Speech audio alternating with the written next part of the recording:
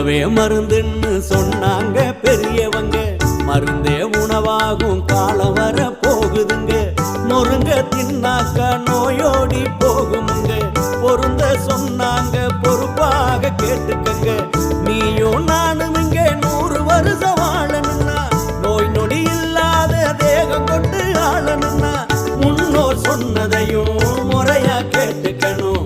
முதன்மை தேகம் ஒண்ணு தலையில போட்டுக்கணும். நாட்டி வைத்தியமும் நாட்டு சமையலும் நாக்க உற வைக்கும் வீட்டு கைமணம்.